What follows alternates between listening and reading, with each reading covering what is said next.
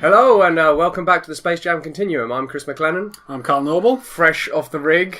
Yeah, it was a long one. Cresting 24 hours awake. Yep. But time waits for no man, especially when that man has a mission to watch every character-based Looney Tunes cartoon in existence and really work out just what the hell's going on. It seemed like a massive undertaking to begin with, and it's just seeming more and more manageable every time we do this. We're really plugging away at it. But we've got some interesting revelations last time. Yeah.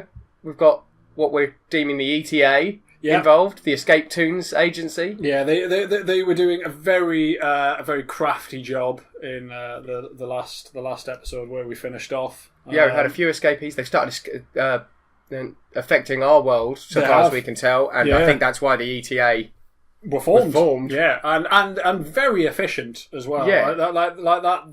The last two that escaped, they got them back in quick smart. Yeah, same day, next feature. Yeah, it was really impressive. Waxed a shitty feature together. I'm hoping they're going to get better at that. I'm hoping their kind of impromptu episodes are going to be just better, because that was shocking. It's shocking. It was just any tune off the street. There was a lot there I've never seen, never heard of. Yeah, we'll never see him again. Probably not. No, it's just old people's grannies in there. Yeah, exactly. It's their pets. Yeah. Can you do a bit? I don't know. There you go. There you go. Porky can walk past you. Yeah, and that's what he did. Oh, there's a person doing a thing, wandering on. Yeah. But they got the tunes back in. They did, but right at the start as well. Right at the start, but then they didn't want them out for any longer than possible.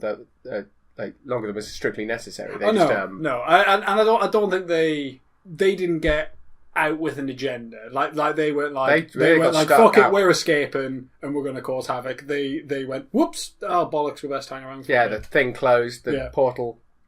So I'm thinking immediately afterwards. Well, maybe not immediately, but people are milling around the cinema waiting for the main feature to come on. Well, the thing is, I don't think they planned to have a feature to get them back in. They just opened the portal again. Yeah, and then it was just like, we're doing a cartoon. Here's another one for you. Oh, okay. And then insist. Then they had to work it out. Quick shot.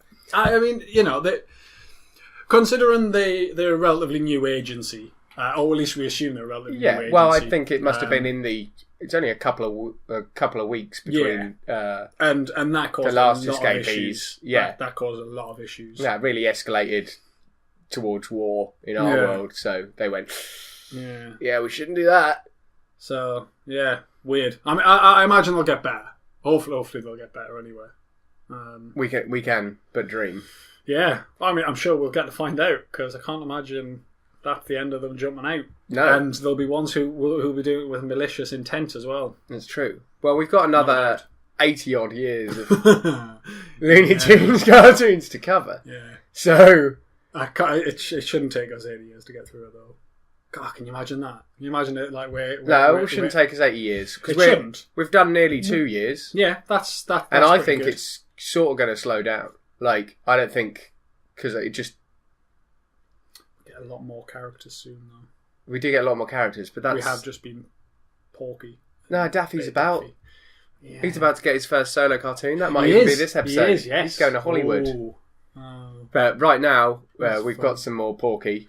In Porky's naughty nephew. I have missed his little face, actually, while I've been away. Yeah, exactly. It's like, little happy, smiling pig face. I thought it would be like, oh God, I've got to watch some more Porky. But I look forward to it every time. Like when we finish this, I go home and, I close my eyes and I just see Porky's happy little face and I'm like, I quite fancy watching some. No, I've got to save him. Because I want to take my view. Well, that's it. I want to. I like to hit these things fresh. I don't want any.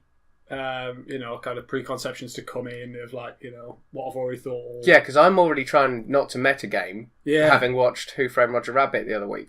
Yeah, see, I haven't seen that for a good number of years. But I think it's going to be, because it's not a Warner Brothers feature. No. So we're going to have to think about how we implement that. So, I'll just push that out of my mind. Yeah. Just push that out. You can make it so that isn't part of this. What was weird is seeing full-on Bugs Bunny. Which I hadn't seen in a while. No. Because we're still rocking Happy Rabbit. Happy Rabbit. He doesn't even look like him. Nah. Like, other than the fact he's a rabbit, if we weren't told that he was going to be Bugs, I wouldn't. I wouldn't have presumed he was. I'd have just went, "Oh, happy rabbit." It's just a rabbit. It's just a rabbit. Just a rabbit. But yeah, let's see if we can. Because we started having some ideas before about how many Porky Pigs there'd been, because we'd seen a Porky Senior, and like we're trying to work that out. Well, because we've got a thing with Egghead as well, haven't we? Yeah, Egghead's. Well, yeah, I'm still rolling with he's an egg. Yeah, and he's not the only egg. He's not the only egg, but I think Elmer is going to be the egg that made it. Egg that made it. The egg that can. But in terms of the pig familial structure, maybe Porky's naughty nephew, October 15th, 1938. Interesting. Can answer some questions. I'm sure it will.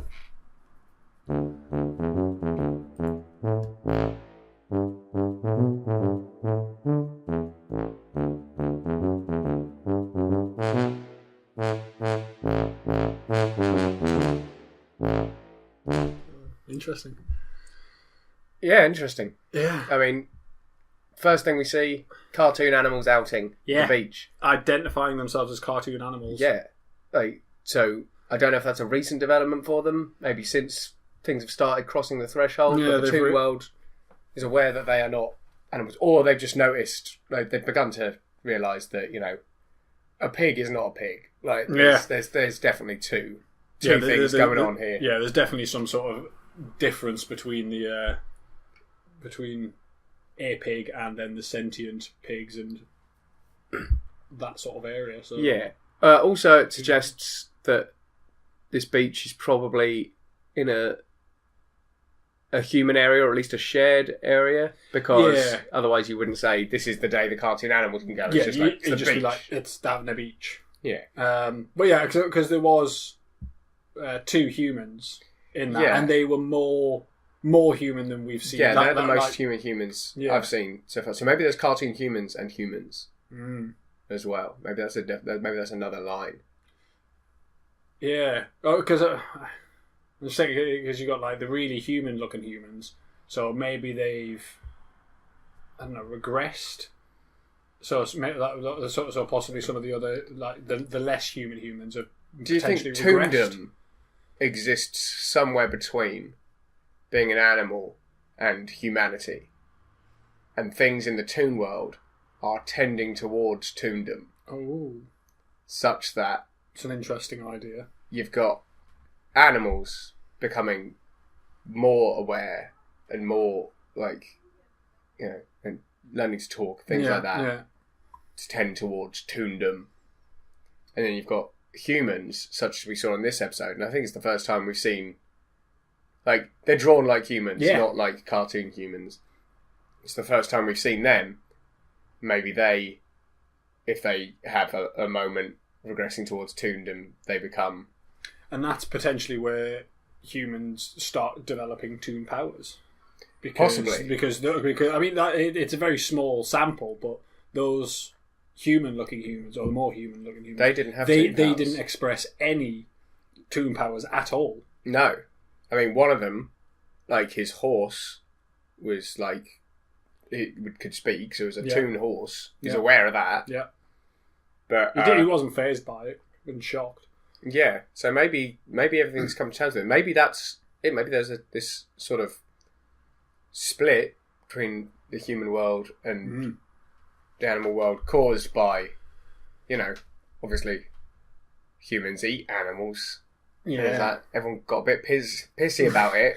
Well, you would, wouldn't you? Once they started getting a bit more aware, it's a big problem. But now everyone's sort of tending towards Toondom. We might see over time less human-looking humans. Yeah, just all kinds of crap. Crazy. All kinds of crap. That's interesting. Porky's got a nephew that didn't really explain as much as I'd hoped. Well, no, because he's not another Porky Pig. He's Pinky Pig. He is Pinky Pig, and he's also a dick. He's a right dickhead. Fuck, honestly, what's he playing at? Why was he such a knob? I don't know, but Porky, I think, lets it go a bit too easy. He does. Well, I mean, the thing is, I think maybe he's trying to be the cool uncle. Because is it his sister's son or is it his brother's son? Have we met his sister? I don't think we have. I don't think we have. We met his parents. I have no idea who this Pinky Pig's parents are. Yeah, so Porky must have a brother or a sister. Yeah, that we haven't seen yet. Oh, we might have seen brothers. Yeah. Yes, actually. In the will Jekyll and Hyde. Yeah. When they were around reading the will. Yeah, so maybe it's one of his brother's kids. Yeah. So he's probably trying to be the cool uncle and not because at the time he doesn't want to lay down the law, which is why he's letting the kid get away with. Yeah, and there was a Pinky in that list of pigs, I think. So maybe it's Pinky Junior.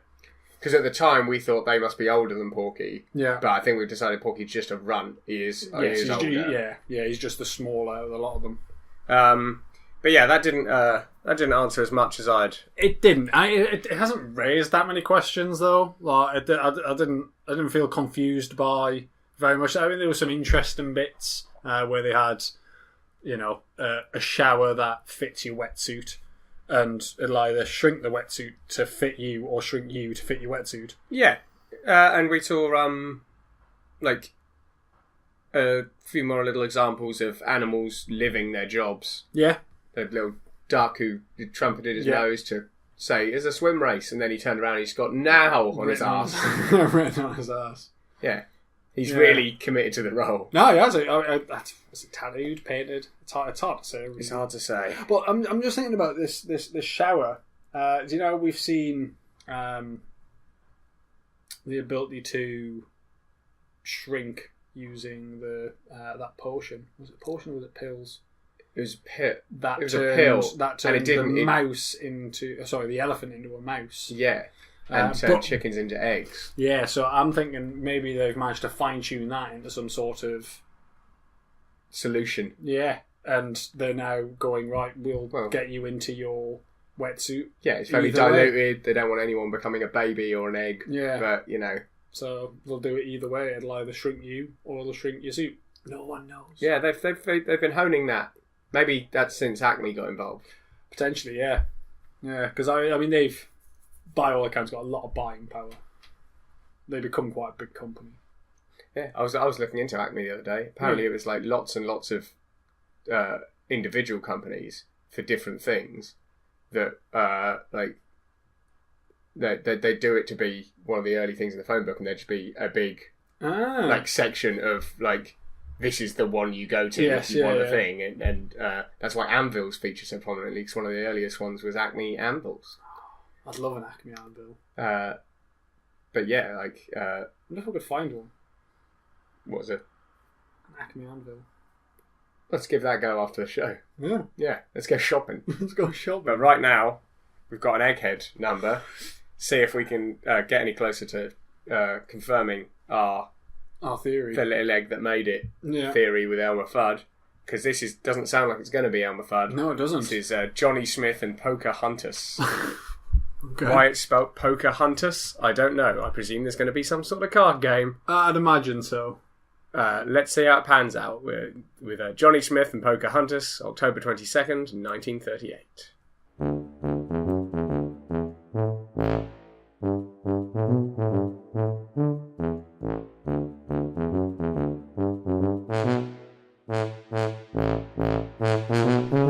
Okay. Yeah, I thought for a long while there we were going to have to readjust quite a lot of the Toon timeline. Yeah. Because we had an Egghead as Johnny Smith coming over on the Mayflower, which would be 1620. So I thought, wow, this Egghead thing's been going on for a lot longer. Yeah, very long time. They get there, it's like an Indian settlement, as you'd expect. They've all got cars and things though, and most of the stuff there is like the kind of stuff you find on a reservation these days. It was all sort of casinos and things like that. Yeah, relatively modern. Which, it was odd. It would have upset things. Yeah, we're going to have to put the invention of the car in the Toon world pre-1620. Much earlier. When they were still using sailboats, they'd already invented the combustion engine. Yeah, so that wasn't really going to work for us. That was going to get difficult. But it was another sort of Egghead period one where he goes to a place, gets the girl. I think that is a paid for experience. Yeah, another Westworld job. Yeah, I think him and his wife have decided to pay for this experience of him being Johnny Smith and her being Pocahontas. Yeah, and which would explain why they talked about the script so often, and like she was listening on the wireless when he was going to get his head lobbed off, and the wireless said, "You should probably be there by now." Yeah, that was her cue to do her part in the act. Yeah. Yeah, so that led us to believe it was more of like the Westworld theme park sort of thing, much like when he did the Aladdin bit and when he did the medieval bit. Yeah. But what was interesting was the crew of the Mayflower as well. They all looked like eggheads. Yeah, they were all eggheads. They're bigger, but they had the big pink nose. Very similar features. So I'm thinking that. The other thing is when he was going to get his head chopped off. Yeah. There was a dotted line on his neck saying "cut a dotted line," which I think is there for guidance because the people running the park know this guy's an egghead. Yeah. So like the only sentient part is the egg, is the top bit, which he's piloting some sort of body. Yeah. So you go, okay, well we can make this realistic as long as we can cut there. You can cut there. It's not going to matter. Yeah, because the egghead's still going to be fine. Yeah, you're not going to interfere with anything. Just sew him back on, and he can pilot his body again when he gets home. Because I'm guessing that's something you would factor in if you're going to pay for something like this. Yeah, and you wanted a realistic experience. Well, also there were quite a lot of them. There are quite a lot of eggheads now, so like everybody seems to know, and like it's almost like this might be a service they offer to them because they know that they're working on a very limited lifespan as far as their sentience goes. Yeah, otherwise they crumble. Yeah, they because they go wacko and then they fall apart. Yeah, as we've seen really quite quickly.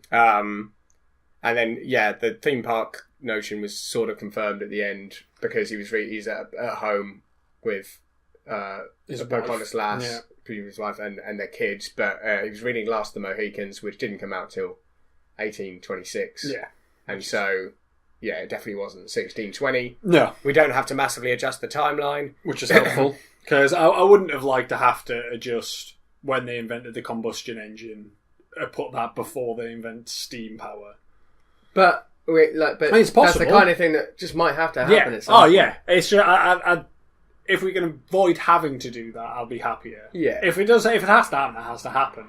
But if we can avoid that happening, or if we can logically explain it, it would make more sense for me. And I think so. Currently, I think if we get into the situation with a character who isn't Egghead, I think we do have to entertain the possibility that we have to move those things. Yeah. While it's an egghead, I think these are experiences they allow for these unfortunate souls who have very limited very sentient lifespan. It's just an egg who went, and then, I'm an egg! And then like he's got a while to just, experience have a bit of a fun time, and then he's got to get gone. So that's that. But we're pretty happy with that as a working theory now. Yeah, I'm pretty happy with our general egghead theories. So let's see what Porky could possibly be doing in Egypt. Cal. What is Porky doing in Egypt? I don't know. I'm sure we'll find out. We'll find out in the November 5th, 1938 feature, creatively named Porky in Egypt. Is that by Bob Clampett? It is by Bob Clampett. Have we? Yeah, there's been tons of them. Ah, that's all right then. Yeah, he's a regular. On the reg. He's a regular. For those watching along, which I heartily recommend. Oh yeah, this makes way more sense if you've actually watched some of the episodes. Yeah. Porky in Egypt.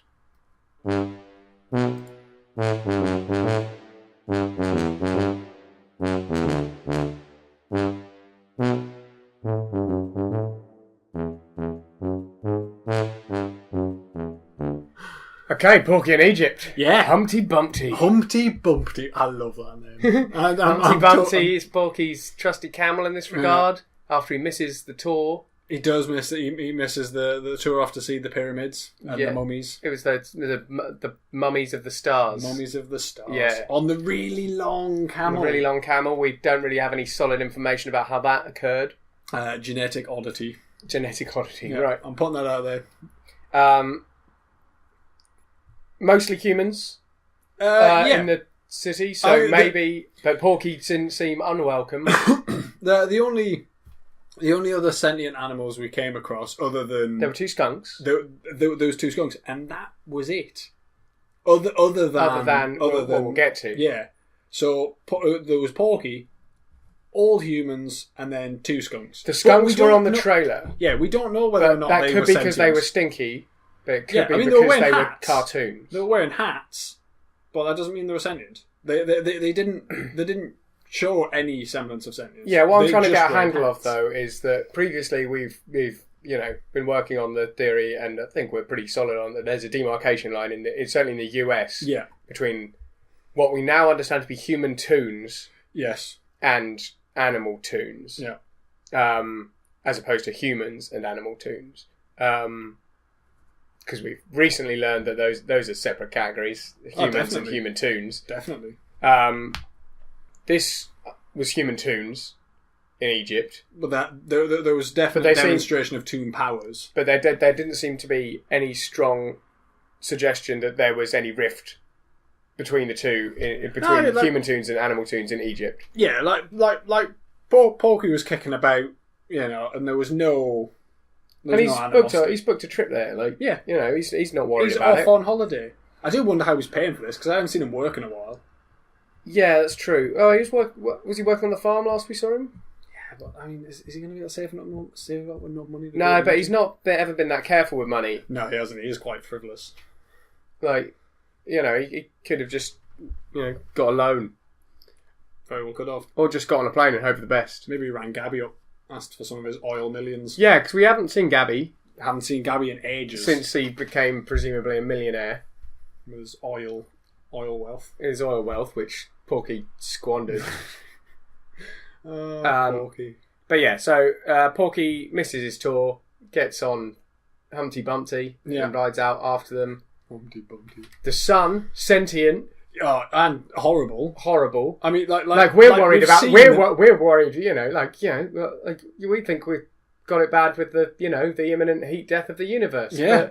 But when the sun's decided that he's literally just going to troll you through the desert, and we've seen the moon be a dickhead. He literally formed a fist out of rays. Yeah. Punched a camel's face in. But that did turn Humpty Bumpty sentient. It did, and that was his moment. This is the first time we've sort of seen it from the toon's perspective. Yeah. It went all sort of woobly, and he was getting voices in his head. Yeah. And then he just cracked. He was screaming about the desert madness. He went right, Daffy. But we've seen, it's not a pleasant experience having that moment. No. It's got to be horrible. I mean, we don't know that it's the same way for all of them, because when we saw the chick have his moment, he didn't seem to go crazy. Whereas Humpty Bumpty did. I don't know whether or not that was to do with maybe the heat. Maybe it was heat stress. I think to an extent, but we because these things happen when they're under massive moments of stress. Yeah. We have seen the immediate reaction afterwards is either complete whacked out craziness or violence. Yes. Yeah, it's always one of those two things. Yeah. Yeah. We haven't seen a calm change. It's just it just doesn't. It hasn't really happened. No. I don't think, not to my recollection. And it's understandable, because if it takes a large stressful moment to make them snap, then the first thing they're going to do when they turn sentient is, lash out.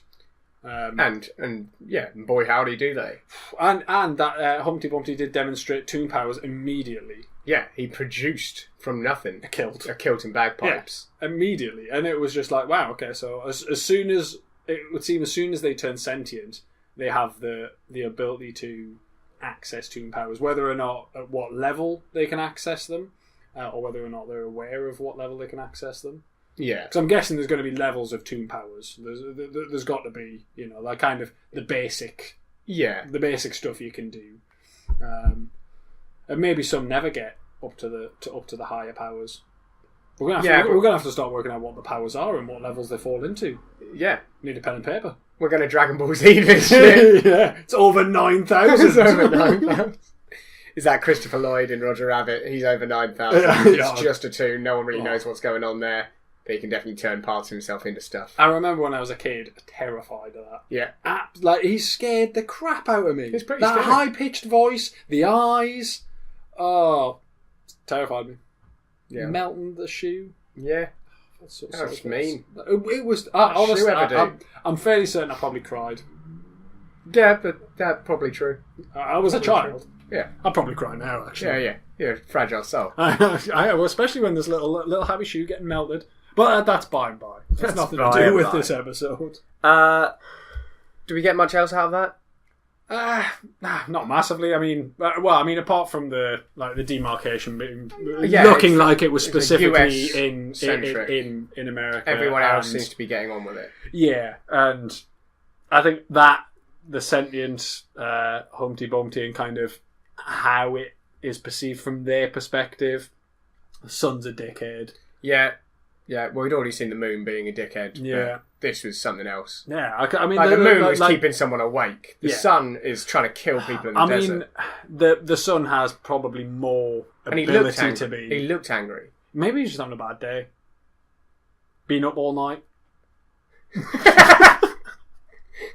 It's hard to know, I don't know. If he was up all night, it would be day. He doesn't get a wink of sleep. No, it's always day somewhere, I suppose. Exactly. It's always Grafton. Always Grafton, mate. The sun. Always Grafton. The sun. He's getting shit done. He's a busy man. I don't know. I haven't had a wink of sleep. I don't know what I'm talking about. Yeah, right? You understood the sun. I did. Better than most in this regard. I'm not that angry, though. I'm not going to go and punch a camel. Well, in that case, we'll move on. It's probably best. We've got some Daffy in. He's there with our big pink boy. Our big pink boy. Yeah, he's there. I love him. He just looks so squidgy. Yeah. Oh, that's something we wanted to talk about. Porky looks a lot older when he bursts out that drum at the end. He does, doesn't he? And he's wearing gloves. But I think not older than before, as in older when he bursts out the drum at the end of an episode. Yeah. Than he does during any episode. I think there's just a big fan blowing his face. So they thought they were going to get some hairy toon out on the stage, or maybe they've had some hairy toon out on the stage. Yeah, or glamming it up, or power stancing at the front. Or possibly they're just they've got a big fan to stop the toons from getting out. It's literally like a wind tunnel. Yeah, to stop them getting out of the portal. Maybe that's just what happens at the portal. Maybe it's like this. Yeah, sort of, yeah. He's like out going, that's all, folks. Yeah, you but can he's just actually being blown. He's like, he's suffering. Yeah, like if if you were driving in the car and you stuck your face out the window at 90. Yeah. Like, everyone looks like an old man at that point. Yeah. Or woman. I think you got to the bottom of that pretty quick. Nailed it. Next. Next problem. What other problems you got? Let's solve them. Well, let's see what other problems arise in the Daffy doc. Oh. So it looks like Daffy becomes a doctor. Got himself a job after his former career as a boxer. Yeah, he did boxing for a little while. Yeah. He did pretty well. Well, I was going to say he's not doing it anymore. Maybe he is. Maybe he is. Don't know. Maybe he's sidelined as a boxer. The punch-drunk doctor. November 26th, 1938, we're looking at the Daffy Doc.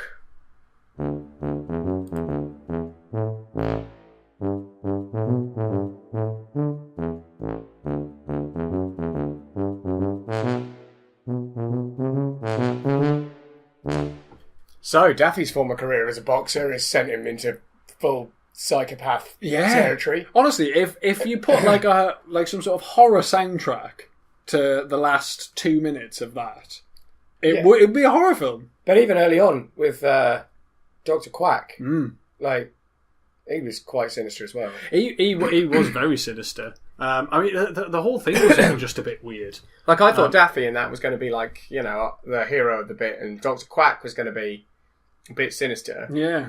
But no, that's not how it turned out at all. Daffy was a terrible assistant to Dr. Quack. Yeah, he was getting boxing training in.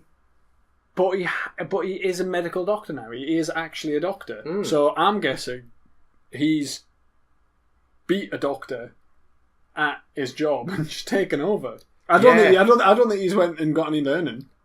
I don't think he's got no medical school or nothing like that. Maybe another doctor had a sideline as a boxer and he beat the doctor at boxing. Yeah, and then he was like, "I'm a better boxer than you." And therefore I'm going to take your job. But your job is doctor, and I'm going to do that as well.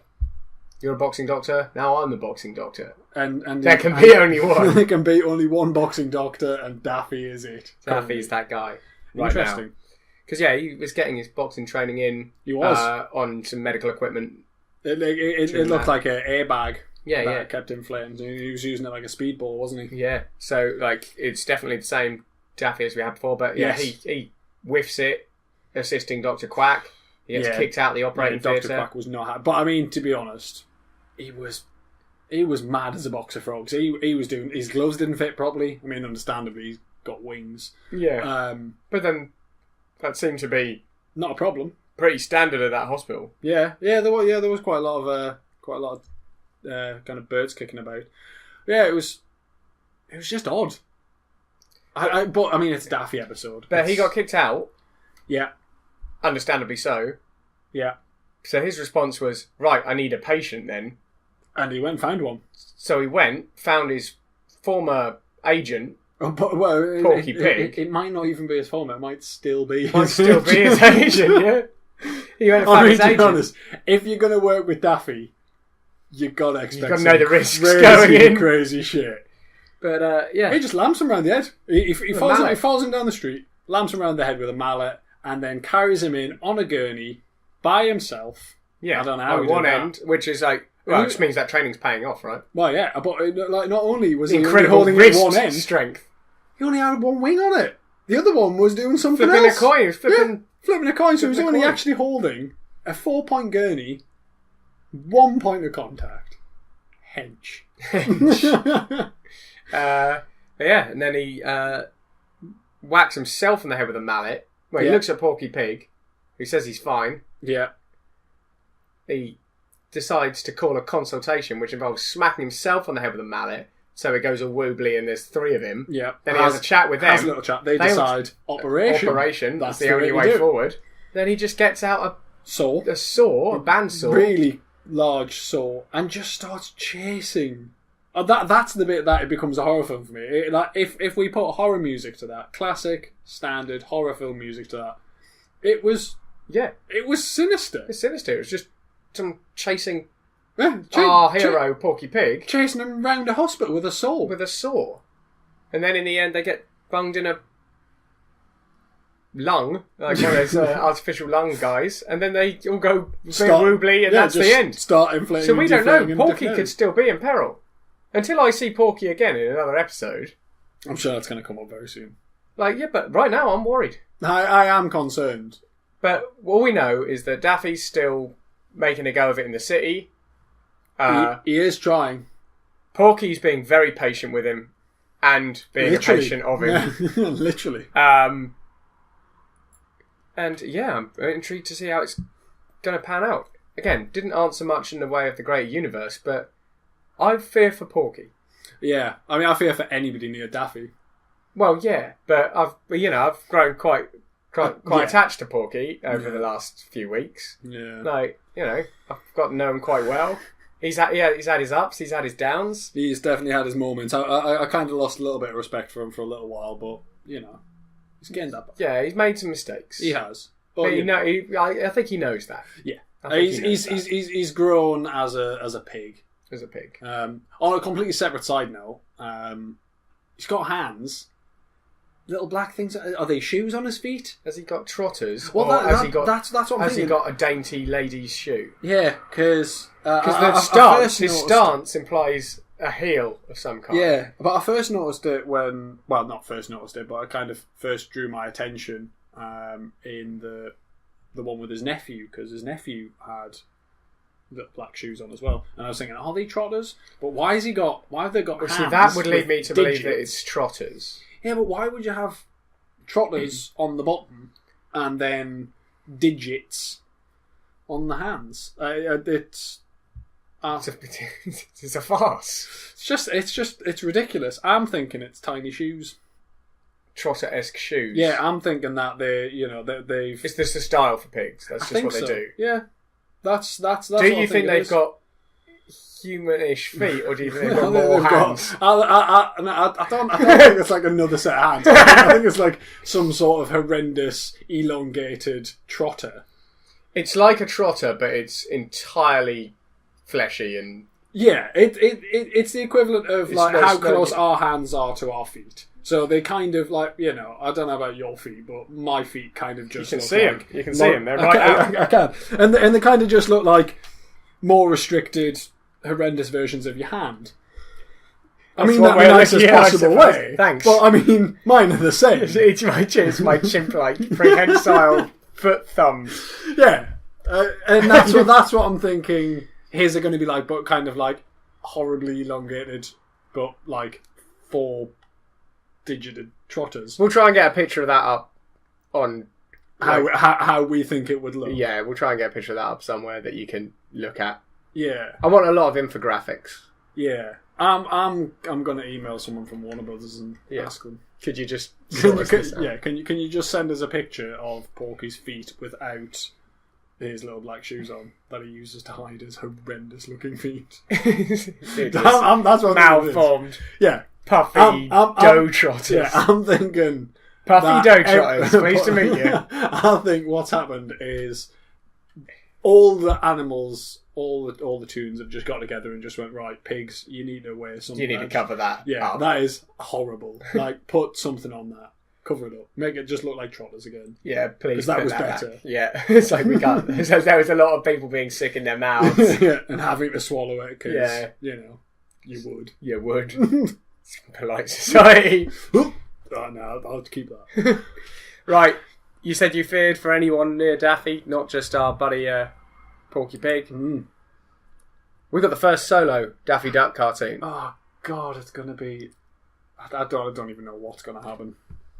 Daffy Duck in Hollywood, December 12th, 1938. First solo Daffy cartoon. So at least it's going to be people we don't know being falling foul of Daffy's Daffy antics. Good. I look forward to it.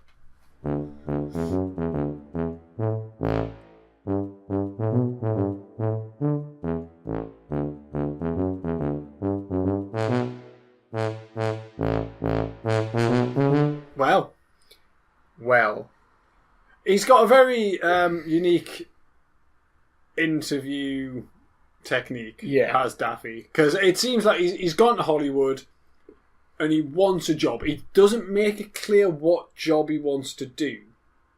No, he's... I mean, at the start he did kind of mention, do you need a duck? To which the answer was a resounding no. No, obviously. And he said, that duck's screwy. Yeah. And boy howdy was he right. But Daffy seems to know. He knows he's kind of batshit. Yeah. And he plays on it a lot. It's not taken long, really, of Daffy being in the show for his wackiness to become quite tragic. Yeah. Like, a tragic part of it. Like, you're watching him, it's like, oh, he's trying hard, but... He's just too Daffy. Yeah, he's holding himself back. There's a lot of things about the world he doesn't seem to understand. Yeah. And he just doesn't understand that that's not how you go about things. But he does understand how getting a job works. Yes. He has very quickly realised what we realised. Which is, you just go somewhere, you do the job better than the person. And you get the job. So in this instance, he's bugging the director. The director won't let him in the film. He's whiffing it all over the place. But then he gets in the editing room and he starts, smashes together an awesome film. Basically a load of stuff filmed from our world. Yeah. Which is an interesting... Yeah, that is very odd. Like, where did he get the film? I mean, because it seemed to be film reels. Yeah, and it seemed to just be lying about in the editing room. Yeah. But that makes me think, we might be getting closer to, at least, whichever theatre the portal is in on our side. Yeah. And something at Wonder Studios, where this cartoon was set, are intrinsically linked. So I'm wondering if there was a viewing theatre at the Warner Brothers studio or nearby there. That's where they're like a parallel. so Wonder Studios and Warner Brothers, like that's it's where the portal is. Yeah.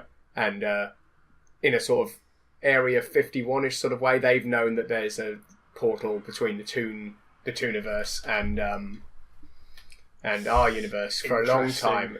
They've been, coming back like artifacts essentially. Like, we've got some of these human films.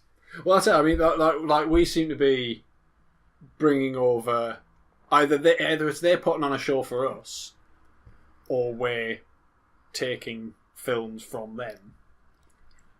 But I think it's that they're putting on a show for us. And I think they're putting on a show for us. Yeah. But we've been putting on shows as well for ourselves. Yeah, and they're taking those as like research. They're keeping them somewhere. Well, I suppose they would probably need to do research on us so they know how to entertain us.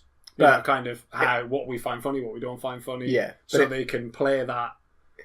But like we're already pretty sure that the toons, or at least some toons, know that portal exists. Oh, yeah. Like, others don't seem to know it in the same way, like they accidentally get caught through it and things like that. But someone somewhere in the Tooniverse knows. Like, and has probably been exploiting it for quite a while. Yeah, because any time they break the fourth wall, that toon clearly knows that they're putting on a show. Yeah. They must, like Porky has to know.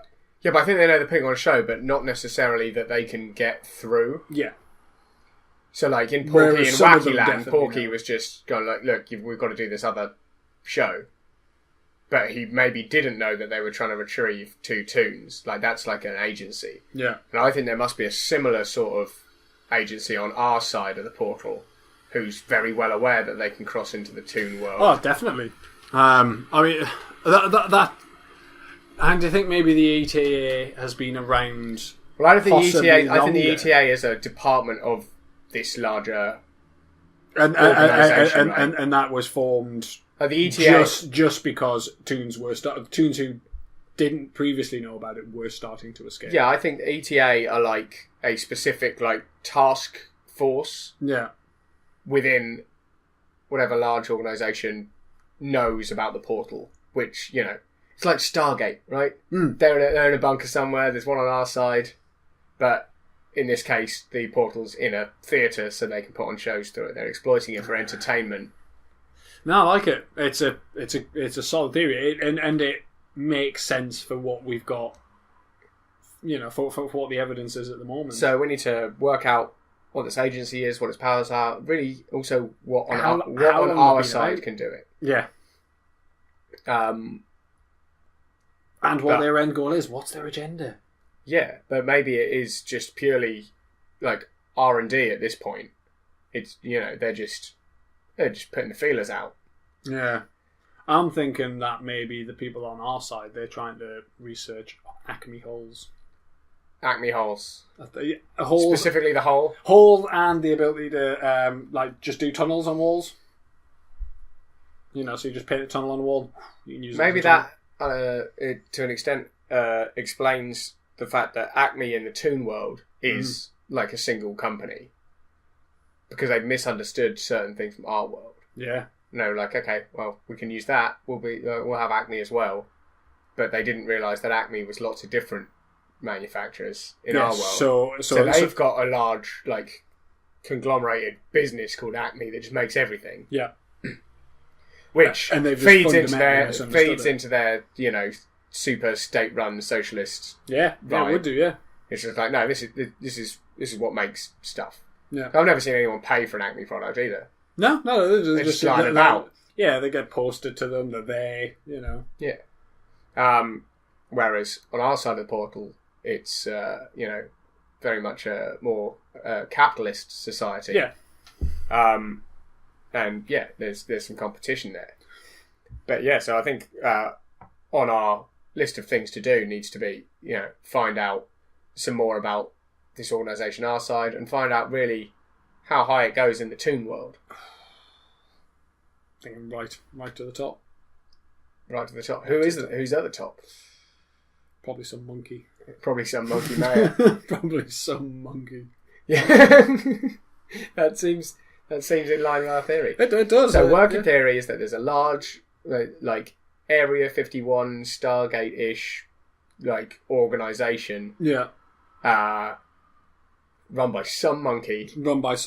Has to be. It has to be, or at least, yeah. And they are making calculated sorties into our world, and possibly the same is happening the other way, but possibly not.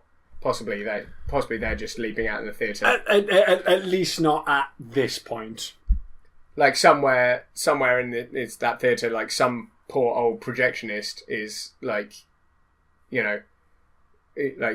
suddenly notices at night just looks like there's a film playing in the theatre, but it's 2 a.m. and he goes in there and like there is a film playing and he shuts it off, doesn't think anything of it, but actually, some people have been coming through. If there is an agency on this side, and he goes, "Damn kids," and then he just goes back to bed. But if there is an agency on this side, we need to be careful what we're saying. We do, yeah. Because, I mean, I don't want to get too close to the truth. And are we working stuff out that we shouldn't work out? I mean, maybe this is why this hasn't been done before. Maybe this sort of thing gets shut down. All evidence of it removed. Space Jam is a dead giveaway, though, wasn't it? Ah, yeah. They must have gotten over it at some point. Yeah. Strange. At some point, they must have decided it was fine for everyone to know. And that was probably about Who Framed Roger Rabbit time. Yeah, but maybe they're just doing, that kind of Truman Show sort of feel where, like they did the Truman Show. You've worked it out, well done. Yeah. And it's actually still going. Yeah. So, like they put out Space Jam to make people go, that makes sense now. Yeah, but no one thought that after Space Jam. No, maybe not. No one's reaction to Space Jam is, it all makes sense now. No, that's true. You really pulled the whole thing together. That's why we're doing this. Yeah. Still think we might need to be careful. I'm going to have to watch my back for a little while. Yeah. Got any tinfoil? Yeah, okay. Let's go make some hats out of foil. Because they could be, I don't know what they're capable of. No one does. Oh, God. Maybe they've already got the holes. This seems like a prudent time to wrap it up. I think you're right. I think you are. We'll go to the shop, get loads of tinfoil. So we'll be back next week where we should crest into 1939. So, we're getting through it. Getting through it. Slowly but surely. It won't take us 80 years. Only about 25. But I mean, the thing is, as long as they keep making them, we have to keep doing this. Yes, we do. So we could be doing this in 80 years' time. No, because the episodes are just going to get further and further apart. Yeah. Well, we'll see how it pans out. Yeah. We'll be dead by then. Oh. The whatever this agency is. They'll have come and got us. Yeah. All right. Oh well. Look, if we're back next week, yeah, we'll see you all. If you think we've missed anything at all, or you've got some theories that may explain some of the discrepancies we've seen, or you just want to say hello, or tell us that we suck. Yeah. Either really. I mean, it's mean to do the second one, but I can take it. Yeah, well, I know it's fine. I can take criticism. Yeah, if you want to get in contact, there's a Twitter. There is, and it is at TSJ Community. There you go, Space Jam Community there for you. TSJ Community. Yeah, on just Twitter. Drop us any theories you've got. Give us a shout, and if you can help us out in anything you think we've got wrong or right. Yeah. Or if you know who this agency is. Or if you know who this agency is, or if you're going to send the Brute Squad round. Yeah. That's why we're only giving you the Twitter, not our home address. Yeah, because that would be silly. But yeah, at TSJ Continuum, drop us a line. Yeah. Until then, see you later. Bye.